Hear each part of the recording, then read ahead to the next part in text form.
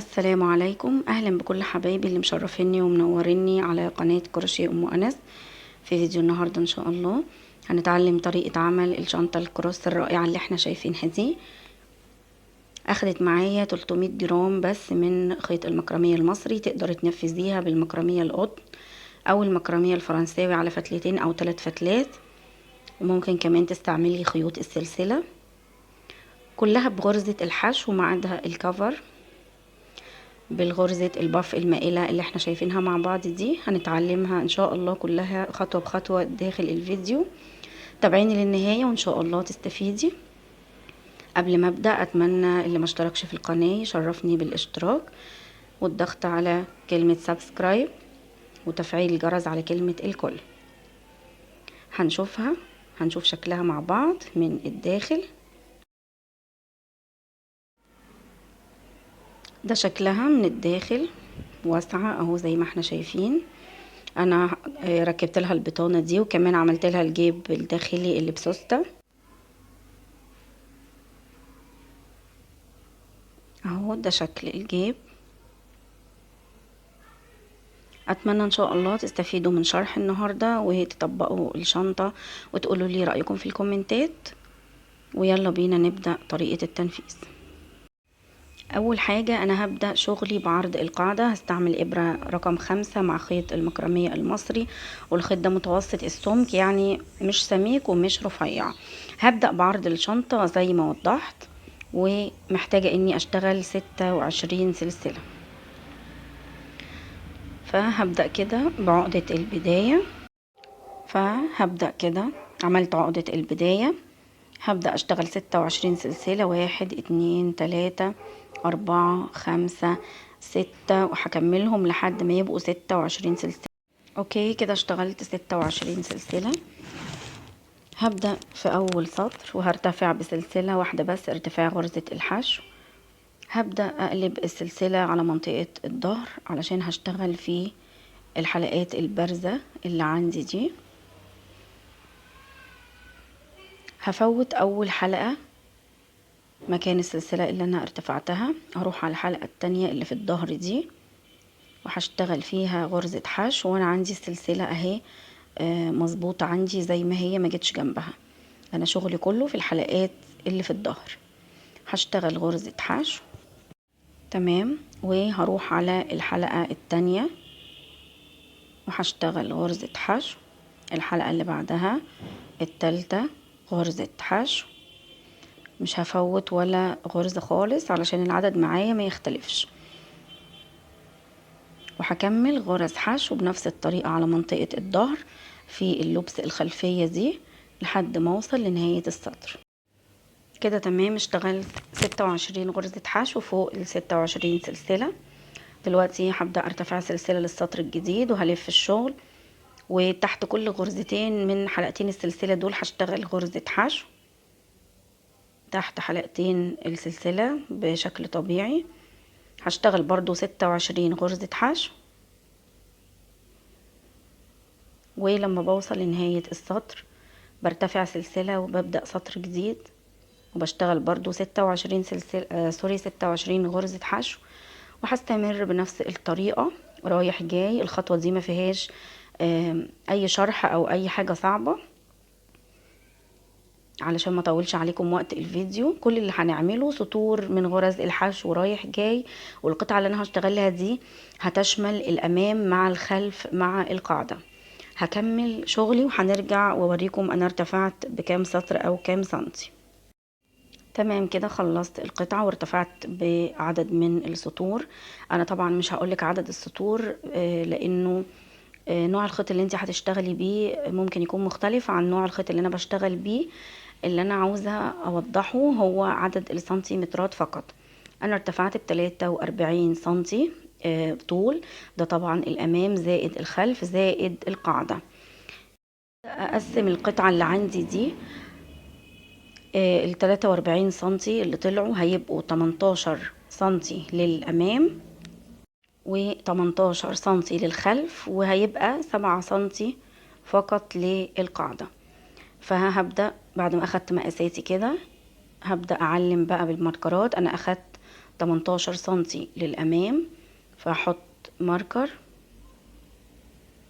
وطبعا هتعدي ال 18 سنتي بتوع الامام دول ادوكي كام سطر، وزيهم بالظبط هتعدي للخلف وهتبدأي تحطي الماركر. وكمان قست 7 سنتي للقاعدة. اوكي، وزي ما حطيت العلامتين دول هنا في الجهة دي، لازم برضو احط زيهم العلامتين في الجهة المقابلة.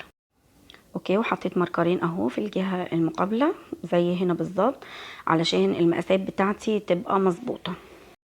هبدأ اشتغل في القلاب او في الكفر المكون من غرز الباف المائلة. ارتفعت سلسلة ارتفاع غرزة الحشو، اول غرزتين هشتغل فيهم غرزتين حشو، همر بالابرة كده في اول غرزة وهشتغل غرزة حشو، الغرزة اللي بعدها غرزة حشو، بعد كده هشتغل سلسلة وهفوت قدامها غرزة من تحت. انا ارتفعت سلسلة هفوت قدامها غرزة من تحت، وبعدين هشتغل غرزة حشو وكمان غرزة حشو جنبها. يبقى انا كل اللي بعمله بشتغل 2 غرزة حشو وهي سلسلة فراغ، وبعدين 2 غرزة حشو. اخدت سلسلة وهفوت غرزة من تحت و2 غرزة حشو، بعد كده سلسلة فراغ بفوت قدامها من تحت غرزة، وبروح على الغرزة اللي بعدها بشتغل حشو، والغرزة اللي بعدها برضو حشو. اوكي، كمان مرة باخد سلسلة بفوت تحت قدامها سلسلة وبشتغل غرزة حشو وجنبها غرزة حشو. اوكي، يبقى انا كده كل غرزتين حشو بكون فراغ، وهستمر بنفس الطريقة. شايفين الفراغات؟ كل غرزتين حشو باخد سلسلة وبكون فراغ، وهستمر بنفس الطريقة لنهاية السطر. قربت على نهاية السطر وبقى عندي 3 غرز. هاخد سلسلة وهفوت قدامها تحت غرزة، وبعدين باقي معايا اخر غرزتين حشو اهو على السطر، فهشتغل فوق كل غرزة غرزة. يبقى انا كده خلاص كونت الفراغات بتاعتي، وهنا انا عديت الفراغات لقيتهم 9 فراغات. هبدأ في الغرزة بقى، ده كان دور تأسيس للغرزة بتاعتي. هنبدأ بقى نشتغل غرز الباف المائلة. انا هنا ارتفعت بسلسلة، هاجي على اول فراغ ده هيقابلني اللي هو فراغ السلسلة الواحدة، بعد هسيب غرزتين الحشو دول، وهاجي في الفراغ همر بالابرة اسحب خيط واشتغل غرزة حشو. بعد كده غرزة الباف هعملها هنا في الفتلة دي. بصوا شايفين الفتلة اللي هي كانت ارتفاع السلسلة اصلا بتاعتي وانا بقلب الشغل، هي دي الغرزة او الفتلة اللي انا هشتغل فيها غرزة الباف. اوكي، زي ما احنا شايفين كده.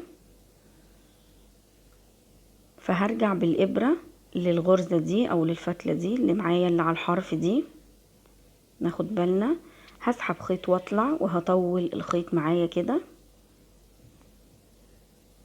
انا نزلت اول غرزة من غير لفة خيط، يعني من غير ما الف الخيط على الابرة. دلوقتي هلف بقى الخيط على الابرة، هنزل تاني مرة اسحب خيط واطلع وهشد الغرزة معايا كده زي ما احنا شايفين، وبعدين هلف الخيط تالت مرة، هنزل اسحب خيط واطلع وهشد الخيط كده عشان يبقى كل الغرز معايا متساوية وقد بعضها على الابرة. هلف الخيط وهنزل رابع مرة اسحب خيط واطلع وهشد برضو الغرز كده. يبقى انا نزلت في الغرزة دي 4 مرات.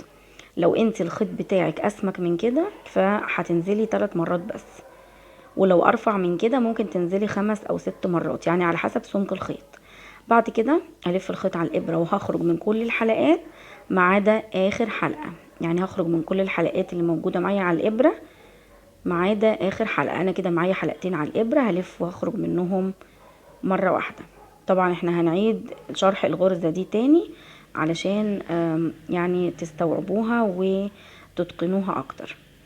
بعد كده بفوت غرزتين الحشو وبروح على الفراغ ده اللي عليه الدور، بنزل اشتغل غرزة حشو. اوكي، بصوا لما اشتغلت غرزة الحشو غرزة الباف بقت مايلة عندي.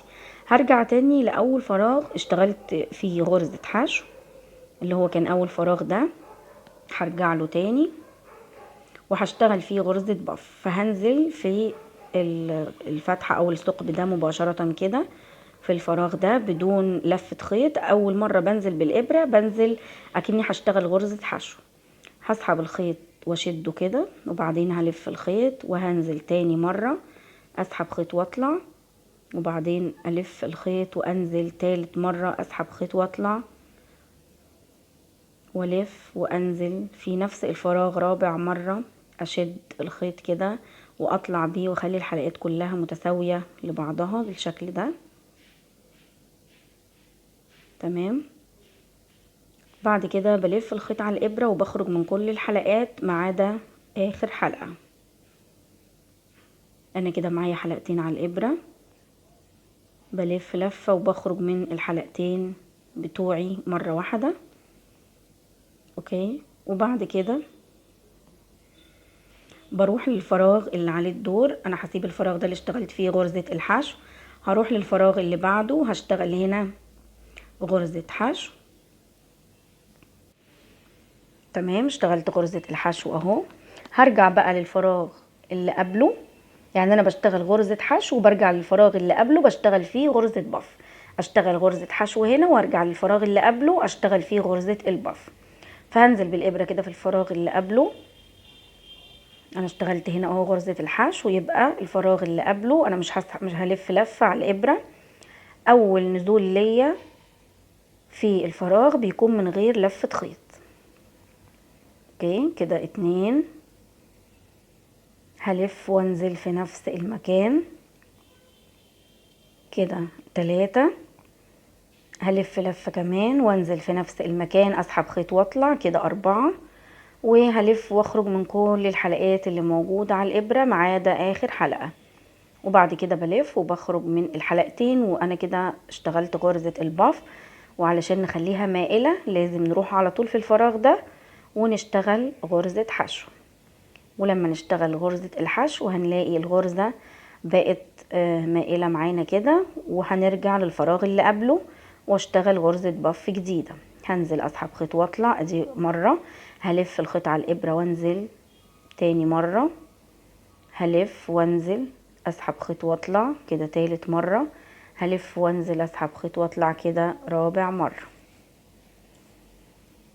بقى معايا مجموعة حلقات على الابرة، هلف واخرج منهم كلهم مرة واحدة ما عدا اخر غرزة. كده معايا حلقتين على الابرة هلف واخرج منهم بالشكل ده. وبعدين على طول بروح للفراغ اللي بعده اللي عليه الدور وبشتغل غرزة حشو. شايفين قد ايه الغرز منظمة عندي وشكلها جميل، شكلها رائع بالشكل ده. يبقى كل اللي بعمله بشتغل غرزة حشو وبروح للفراغ اللي قبله على طول علشان ابدأ اكون غرز البف. هستمر بنفس الطريقة على مدار الفراغات اللي جاية كلها لحد نهاية السطر. قربت على نهاية الدور، اخر فراغ اشتغلت فيه غرزة حشو وبعدين رجعت اشتغلت غرزة البف. دلوقتي معايا غرزتين حشو، اخر غرزتين حشو على السطر. هاجي على الحلقة الاخيرة دي لغرزة الحشو هنا وهشتغل فوقيها غرزة حشو اكنه فراغ. بعد كده هرجع للفراغ ده اللي قبله اللي انا اشتغلت فيه غرزة الحشو وهكون غرزة بف جديدة في الفراغ ده.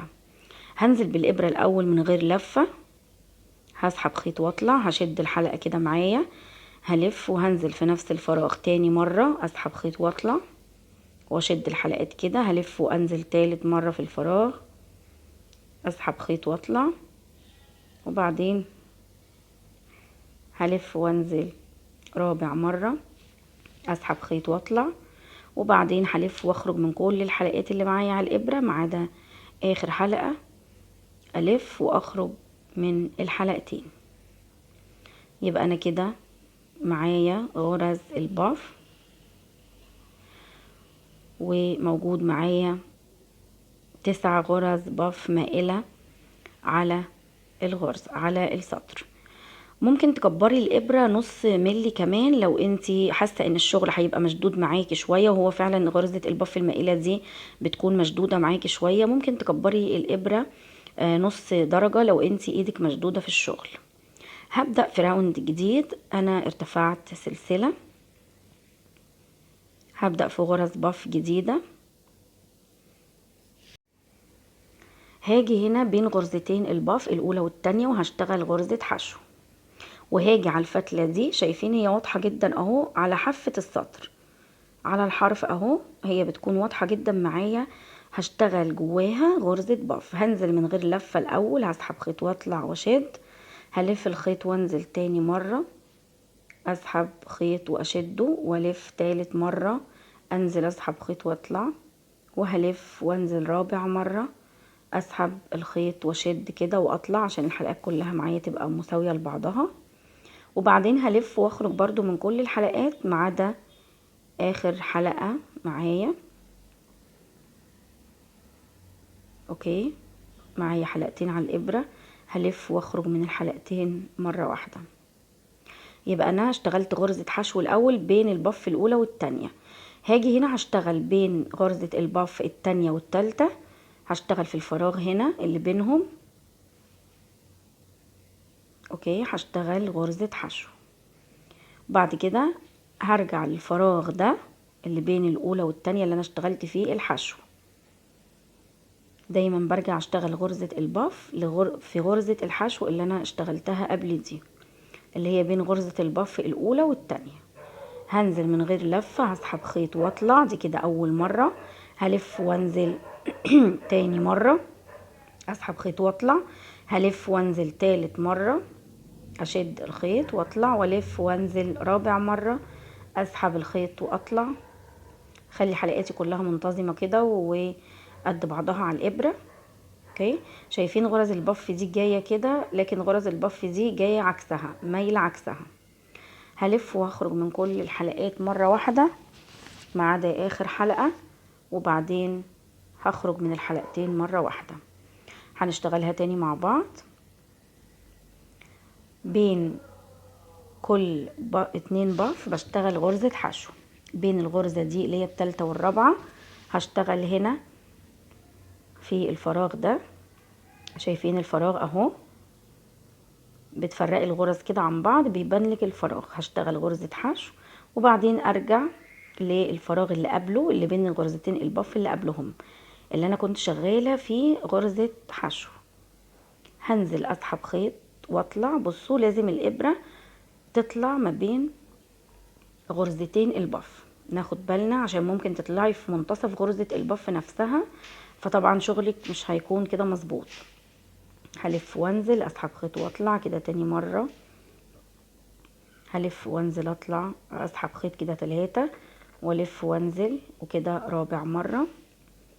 بعد كده بلف الخيط على الابرة وبخرج من كل الحلقات ما عدا اخر حلقة، وبخرج من الحلقتين.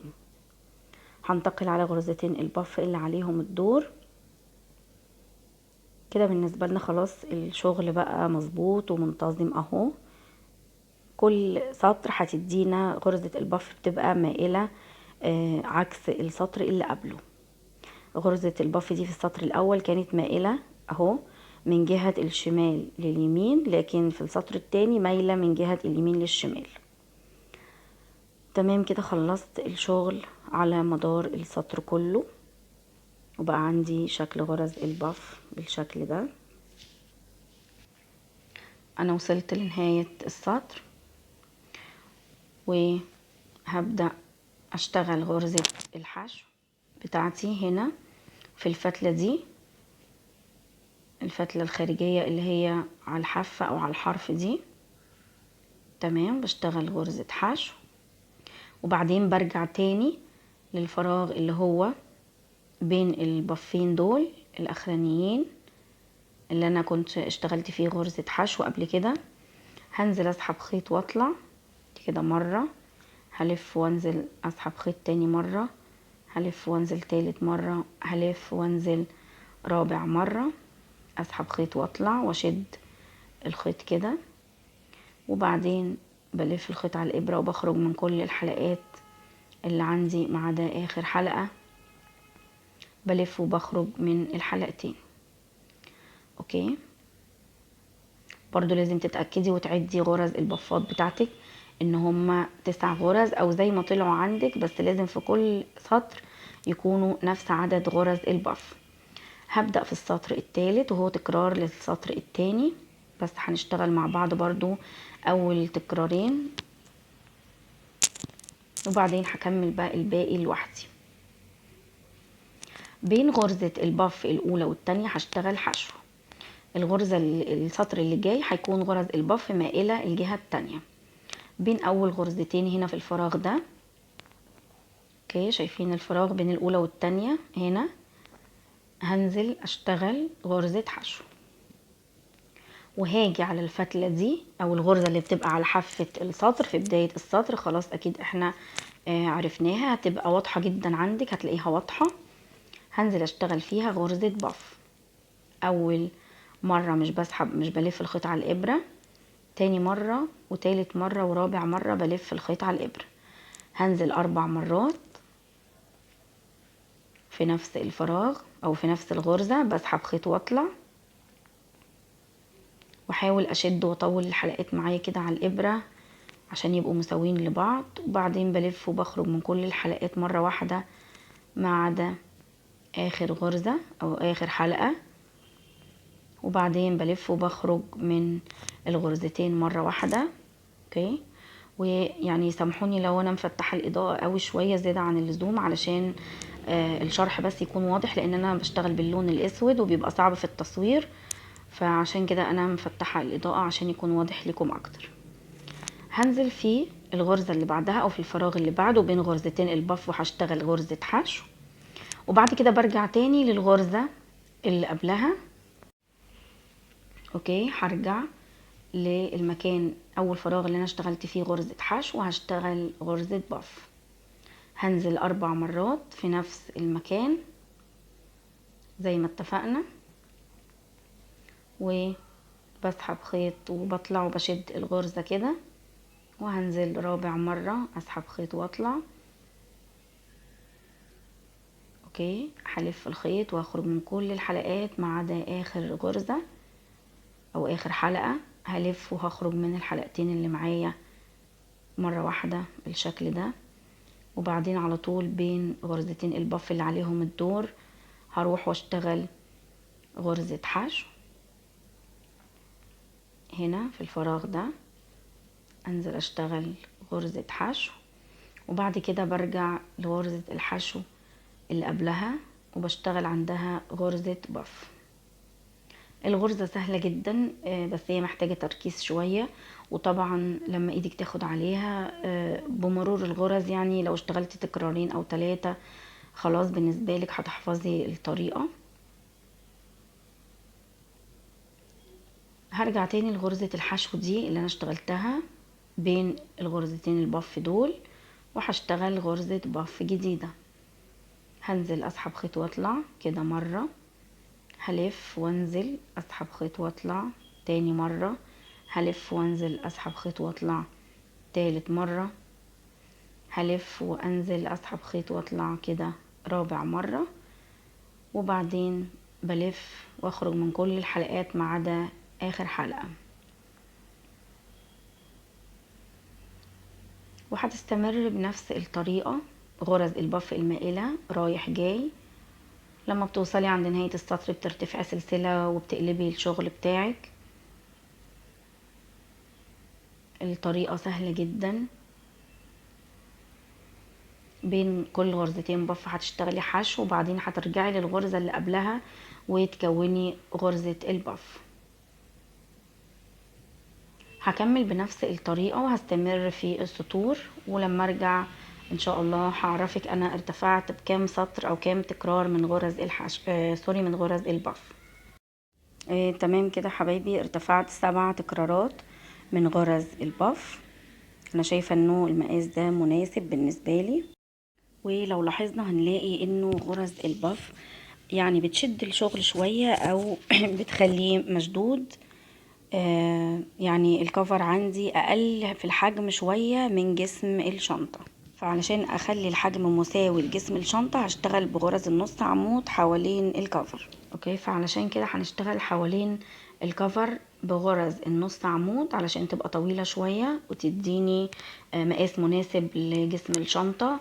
لكن هشتغل بغرز الحشو بس على حواف الشنطة، الظهر والامام والقاعدة. هشتغل هنا بغرز النص عمود. فهبدأ كده شغل على منطقة الكفر. هبدأ ارتفع بسلسلة،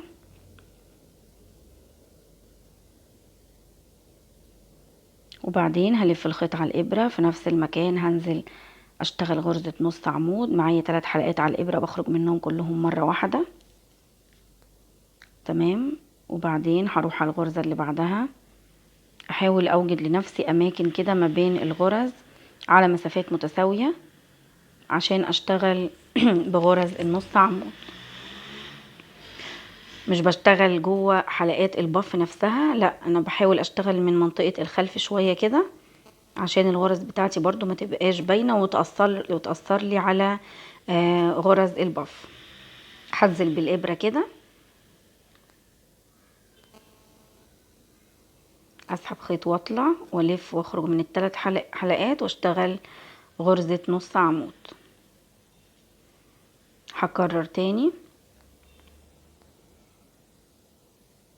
غرزة نص عمود على مدار الكفر كله لحد ما القلاب عندي ينتهي، وهنرجع لما اجي ابدأ في جسم الشنطة علشان نشتغل بغرزة الحشو.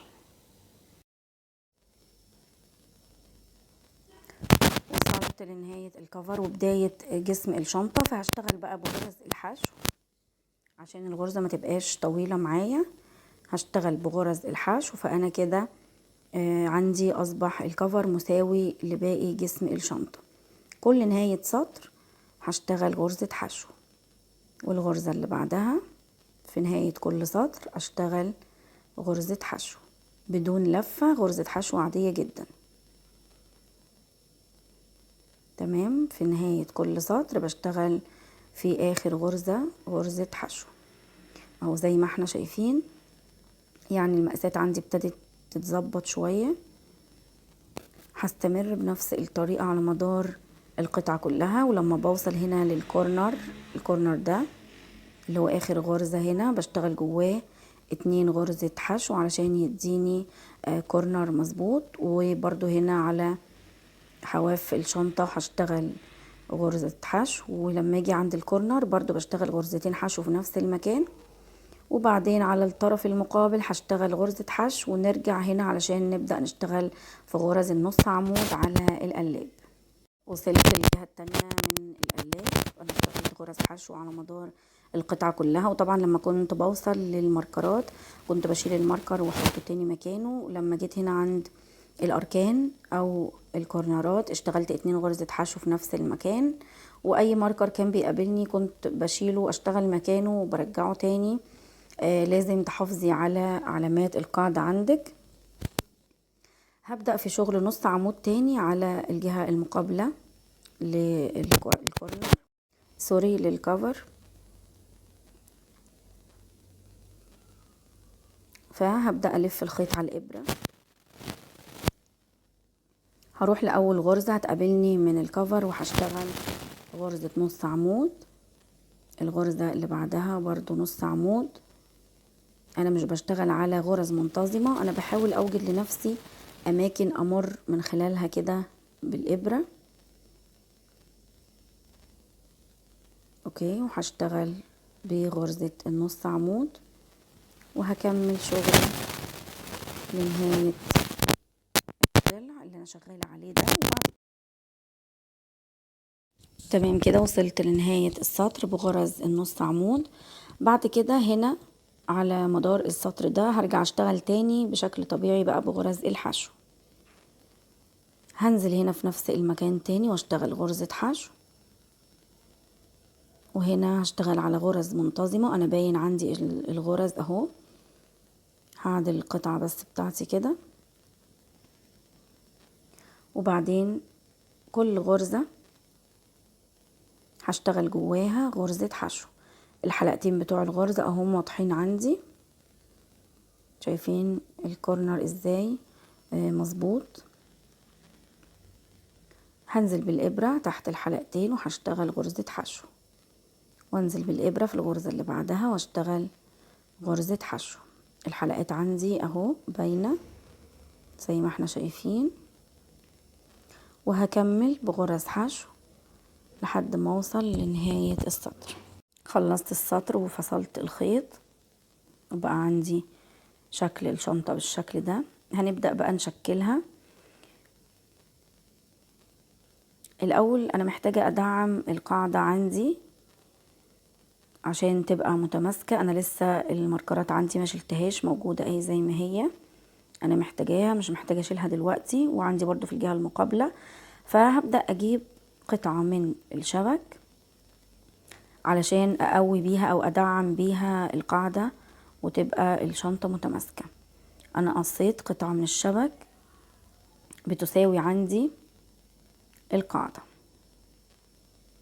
اوكي. ولو حسيتيها ان هي اكبر او اطول شوية من المقاس ممكن برضو تشيلي منها شوية.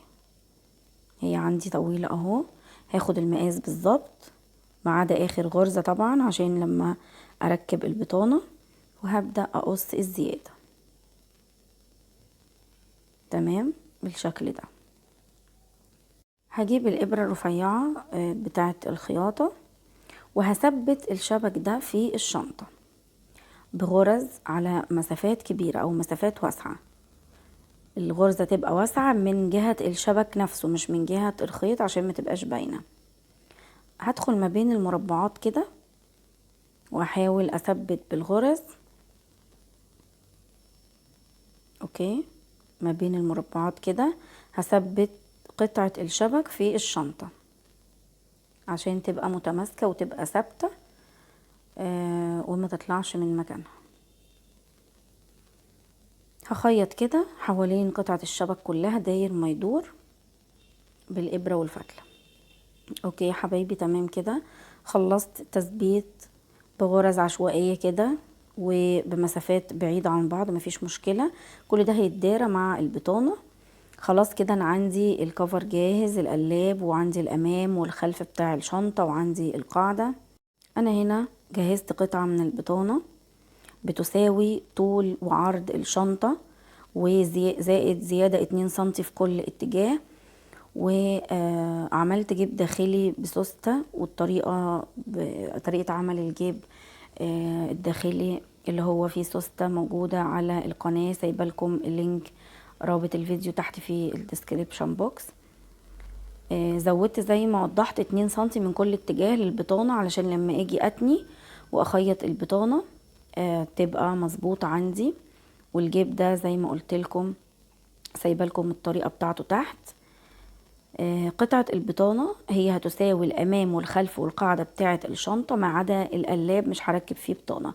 ده شكل الجيب من الداخل اهو، هو ده شكله.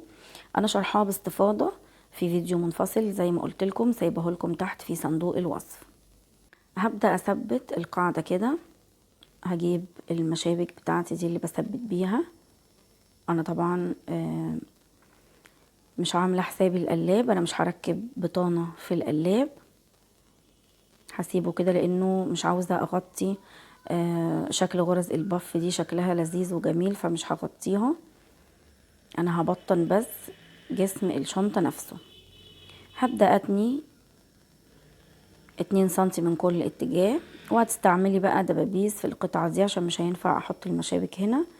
هستعمل الدبابيس الابرة كده. هاجي من الطرف ده هتني قطعة البطانة كده وهخلي بس اخر غرزة باينة علشان هركب من خلالها او هثبت من خلالها جوانب الشنطة اللي هنشتغلها مع بعض. هجيب المشابك كده وهمسك البطانة مع الشنطة بالشكل ده. كل اتجاه بقى هظبط البطانة بالشكل ده، وهتني الاتنين والتلاتة سنتي اللي انا اخداهم زيادة، وهسيب اخر غرزة اوكي بالشكل ده، وهحط المشبك في كل الاتجاهات كده. ومن الجهة دي برضو. اوكي، علشان البطانة بتاعتي يبقى شكلها حلو بالشكل ده. وبعدين بخيط السنارة الشفاف ده هلضمه في ابرة رفيعة برضو. هبدأ اسرج واخيط خياطة صغيرة جدا زي خياطة المكنة بالظبط، على مسافات متقاربة جدا ومتساوية من بعض. الخيط ده ميزته ان هو متين وفي نفس الوقت مش بيبان خالص. وهبدأ اخيط وهثبت البطانة داير ما يدور لحد ما اتأكد ان هي اتثبتت كويس. هبدأ ادخل بالابرة في جسم الشنطة الاول. تمام، هداري بقى البداية، فتلة البداية دي تحت ما بين البطانة والشنطة وعلى مسافات متقاربة جدا من بعض. هبدأ اخيط بالشكل ده. وقبل ما اخلص خياطة البطانة كلها الاول بالكامل، هنركب بس الجزء بتاع القفل، عشان لو خيطنا البطانة مش هينفع نركب الجزء بتاع القفل. فهجيب القفل كده، القطعة الصغيرة دي هركنها على جنب. هبدأ اجيب القطعة دي.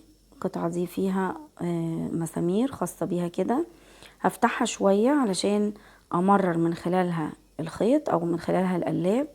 وهاجي هنا على السطر الاخير ده اللي انا اشتغلته من غرز الحشو، احاول اثبت القفل كده في المنتصف بالظبط، او ممكن تاخدي المقاس وتثبتي القفل كويس كده. اوكي، وبالبنسة هتمرري الخيط جوه القفل بالشكل ده. انا ثبت كده كويس. هاجي بقى عند المسامير الرفيعة دي. انا دلوقتي المفك بتاعي ضايع مني مش لاقياه، فاكيد مش هعطل ولا هقف، برضو هتصرف. البنسة دي بتربط المسامير على فكرة كويس جدا. بنسة الرفيعة بتاعت الاكسسوري دي، شايفين؟ هتمسكي المسمار وهتلفي كده، هتمسكيه بالراس بتاعت البنسة وهتبدأي تلفي كده، هتلاقيه اتربط معاكي اهو. كمان في فكرة تانية، ممكن تجيبي المسمار بتاع القاعدة، السن بتاعه ده بيربط المسامير حلو جدا، يعني ما تخليش حاجة توقفك ولا حاجة تعطلك. المتاح عندك اربطي بيه. بصوا بصوا ازاي المسمار بيلف، فكرة حلوة جدا. فكرة مسمار القاعدة دي مهما كان المسمار عندك صغير او كبير، فمسمار القاعدة ده بيربطه. تمام، وهركب برضو المسمارين التانيين اللي في الجوانب بالشكل ده. اوكي تمام، القفل كده اتثبت تمام جدا وبقى متين. ثبت الثلاث مسامير، وبعدين هركب بقى القطعة دي. هنبدأ نظبط الشنطة كده. الكلام ده طبعا كله قبل ما نركب البطانة. انا عندي هنا القاعدة اهو، وهركب برضو مسامير القاعدة في الاول قبل ما اركب البطانة. كل الخطوات دي ضروري تاخدي بالك منها قبل تركيب البطانة، لانك لو ركبتي البطانة خلاص مش هيبقى متاح عندك انك تركبي اي قطعة تاني، ولا المسامير ولا القفل ولا اي حاجة. فالبطانة دي خليها اخر مرحلة. هظبط اماكن مسامير القاعدة بالشكل ده على مسافات متساوية من بعض، وبعدين ببدأ افتح الاطراف بتاعتها. كل مسمار ليه طرفين، ببدأ افتحهم عكس بعض. والمسامير دي كمان هتمر عندي من خلال فتحات مربعات الشبك. تمام كده، خلاص ثبتهم الاربعة وثبت كده كل حاجة. هبدأ بقى اخيط البطانة. هظبط بس المسامير كده وامررها من خلال مربعات الشبك، وافتح الطرفين عكس بعض.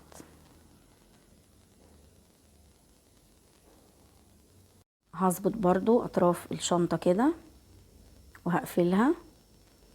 الكلام ده كله طبعا قبل ما اركب البطانة وقبل ما اركب الجوانب. هحاول اظبطها كده، وهظبط القاعدة علشان اركب القطعة التانية الصغيرة بتاعة القفل. خلي برضو السطر الاخير ده يكون على استقامة واحدة عشان ما يبقاش معوج. هجيب القطعة بتاعة القفل كده، هركبها في القفل الاول، هثبتها كده عشان احدد مكانها. ضروري جدا الخطوة دي يا بنات نخلي بالنا منها كويس جدا. اوكي خلاص كده حددت المكان. همرر السنون بتاعة القفل اهو داخل الشنطة، همررها من الخيط كده. السنون اهي بانت عندي. هجيب القطعة دي وهثبتها كده، دي بتبقى زيادة امان حلوة جدا لقطعة القفل اللي بتلف دي. وبرضو بالبنسة او بالمقص، واحاول اتني الاطراف كده لجهة الداخل. تمام كده كل الاجزاء عندي اتثبتت. هبدأ بقى اخيط البطانة ونرجع علشان نشتغل مع بعض الجوانب.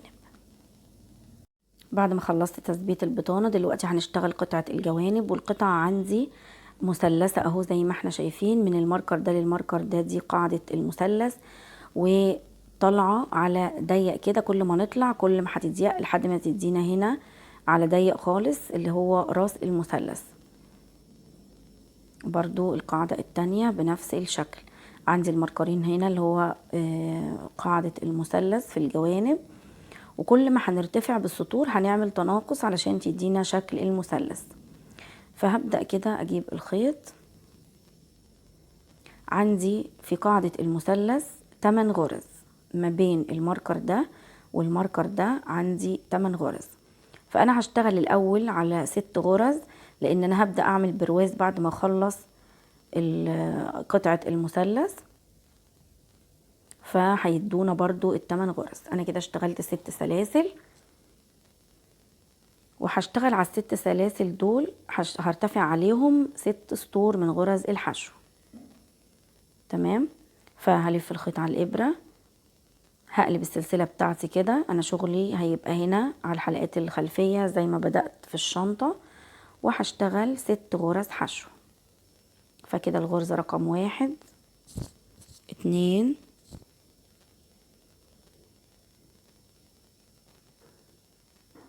3 4 5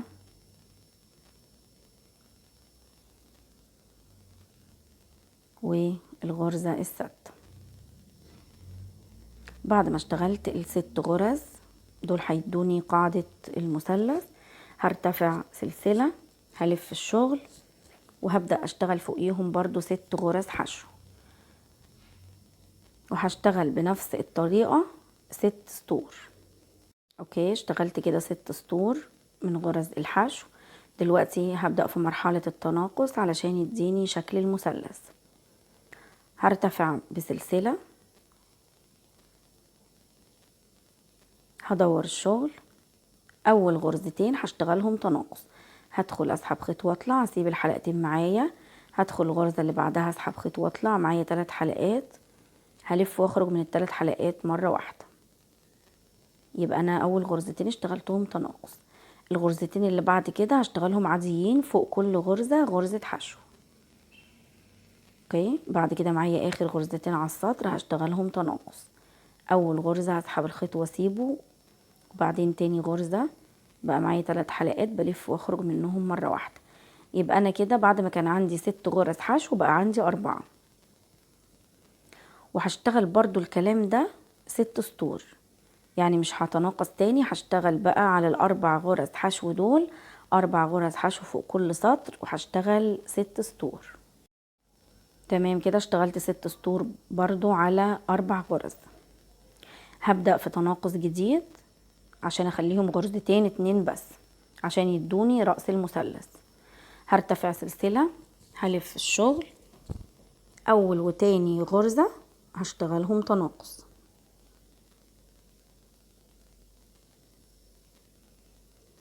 اوكي وبعدين تالت ورابع غرزة برضو هشتغلهم تناقص. هلف واسحب الخيط واسيب الحلقتين معايا على الابرة، والغرزة الاخيرة برضو لحد ما يبقى معايا 3 حلقات، والف واخرج منهم. كده معايا غرزتين 2 بس على السطر. هاخد سلسلة، هلف الشغل، هشتغل غرزة حشو هنا فوق الغرزة دي وغرزة حشو فوق الغرزة التانية. يبقى انا هشتغل غرزتين حشو. اوكي مفيش بقى تناقص تاني، هشتغل سطرين 2 بس. اوكي تمام. بصوا شكل المثلث عندي بقى منتظم ازاي. اوكي، والمثلث طالع اهو مسحوب لفوق، ليه قاعدة وليه رأس. دلوقتي هبدأ في مرحلة بقى البرواز. هشتغل دور من غرز الحشو داير ما يدور حوالين القطعة كلها علشان انضفها كده واخليها متساوية، واقدر من خلال غرز الحشو دي اثبت القاعدة الشنطة في الجوانب اللي انا اشتغلتها. ففوق كل غرزة كده هتقابلني هشتغل غرزة حشو.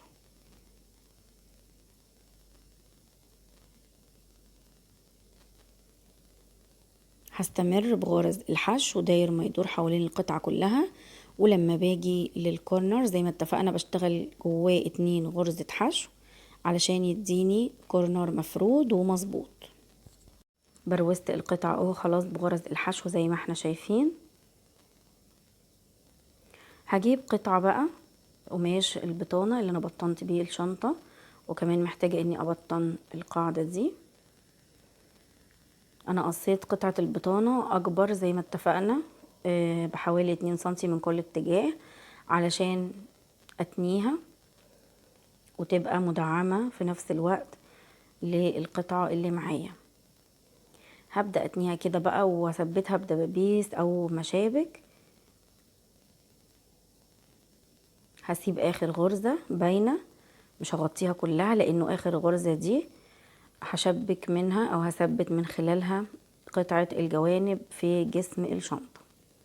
وبعد كده بجيب الخيط البلاستيك الشفاف والإبرة الرفيعة وببدأ أخيط البطانة بعد ما اخد مقاساتي مظبوطة واثبت البطانة كويس. وزي ما اتفقنا بسيب آخر غرزة. الجوانب كده جاهزة عندي خلاص، اشتغلتهم وثبت البطانة وكمان ركبت فيهم حلقتين سهلة الفتح. شايفين قد ايه شكلهم جميل جدا اهو. وركبت حلقتين قبل ما اركب البطانة علشان دي اللي هعلق منها السلسلة او يد الشنطة. هبدأ اجيب بقى الشنطة كده هفتحها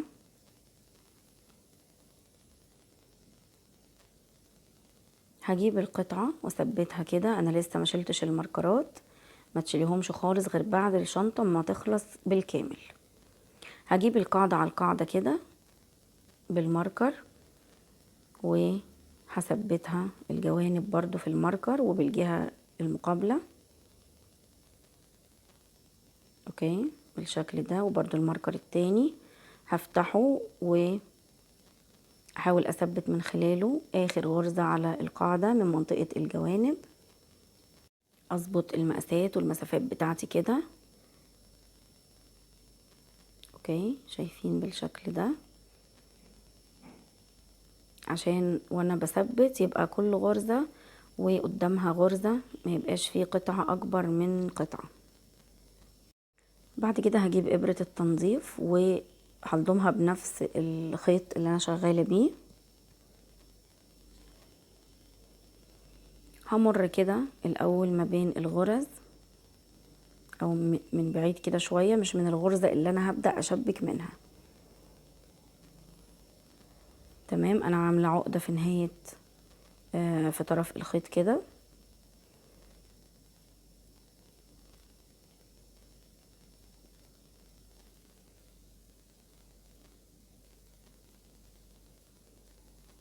هروح بقى الاول غرزة هبدأ منها التشبيك. انا مثبتة القاعدة على القاعدة. اوكي اظبط الطرفين كده على بعض وهمر بالإبرة من تحت الحلقتين.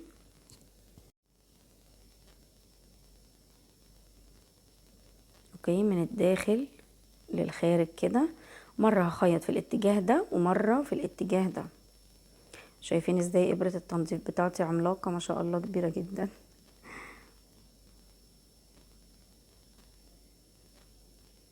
اوكي بالشكل ده. وهرجع اخيط بطريقة عكسية. لو انت حابة تخيطي في نفس الاتجاه، يعني الغرزة بتاعتك تبقى من نفس اتجاه واحد، فبرضو مفيش مشكلة، هيبقى شكلها حلو. انا بالنسبه لي هخيط غرزه كده من هنا، اوكي، وغرزه من الاتجاه المقابل، وهشد الخيط كده. اول غرزه دي عايزي عليها مره او مرتين او 3 كمان، مفيش مشكله، عشان تبقى الشنطه معاكي متينه. وهنزل على الغرزه اللي بعدها تحت الحلقتين دول، وتحت الحلقتين في الجهه المقابله او القطعه اللي قدامها على طول كده بالشكل ده، وثبتي القطعتين مع بعض. وتاني هاخد الحلقتين دول والحلقتين اللي قدامهم، يعني انا بخيط من 4 حلقات او بمر بالابرة من تحت 4 حلقات، وهشد على قد ما اقدر علشان الشنطة تبقى متينة ومتثبتة معايا كويس. تحت الحلقتين دول وتحت حلقتين الغرزة من هنا، وهثبت الجوانب في جسم الشنطة. هستمر في التثبيت والخياطة بالشكل ده، وهمر داير ما يدور حوالين قطعة القاعدة مع الشنطة لحد ما اوصل للجهة المقابلة. خلصت تثبيت الجوانب كلها وكمان الجهة المقابلة خلاص، وده شكل القاعدة عندي. وهنا الحلقتين اللي انا ركبتهم.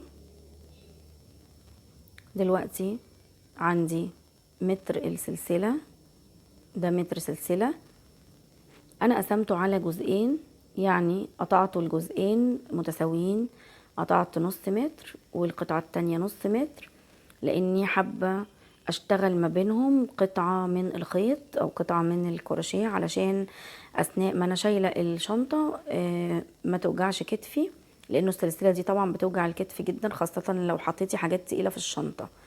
فعلشان كده انا دايما بحب في منتصف السلسلة اشتغل بالخيط. هركب الاول نص المتر ده هنا، نص متر السلسلة ده هركبه في الحلقة دي،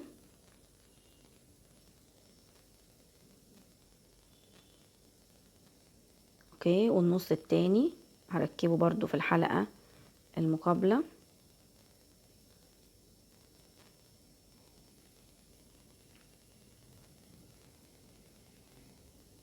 اوكي. وهبدأ اجيب الخيط والابرة وهشتغل قطعة صغيرة حوالي 20 او 22 سنتي من الكروشيه اللي هعلق من خلالها الشنطة. هدخل بالابرة في اول سلسلة وبعمل عقدة البداية، بسحب السلسلة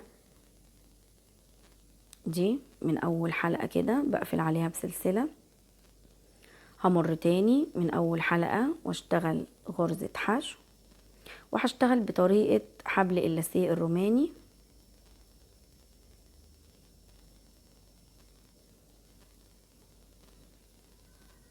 تمام كده.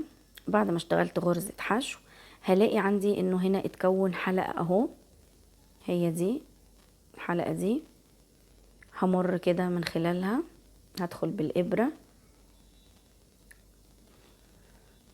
هسحب خيط واطلع وهشتغل غرزة حشو، اوكي.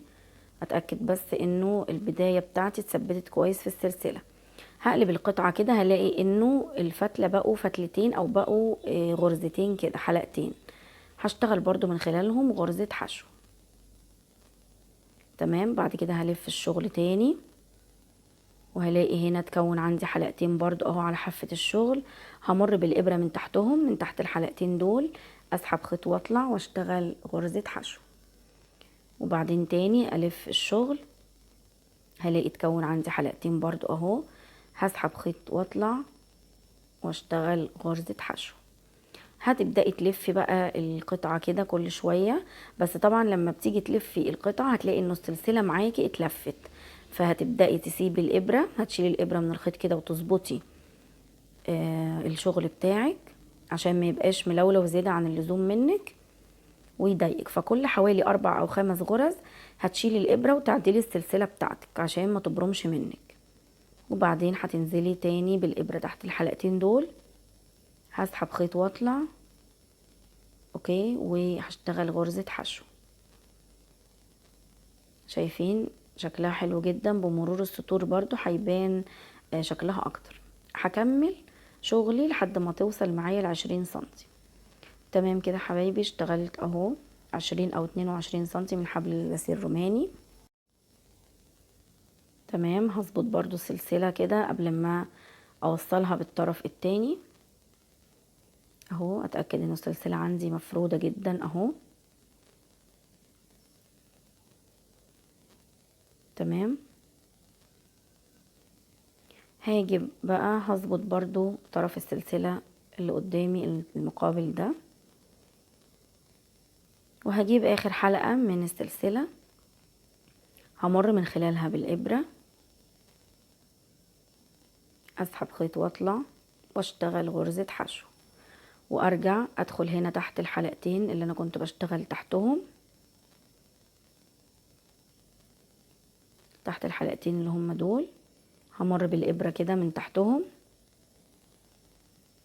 وبعدين اسحب خيط واشتغل غرزة حشو، وبعدين اروح تاني للحلقة اشتغل جواها، همر بالإبرة كده فيها واسحب خيط واطلع واشتغل غرزة حشو، اتأكد ان هي اتثبتت كويس.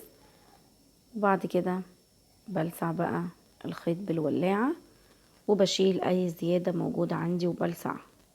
وتمام كده يا حبايبي، وصلنا لنهاية الفيديو، خلصت شنطتنا الجميلة دي النهاردة.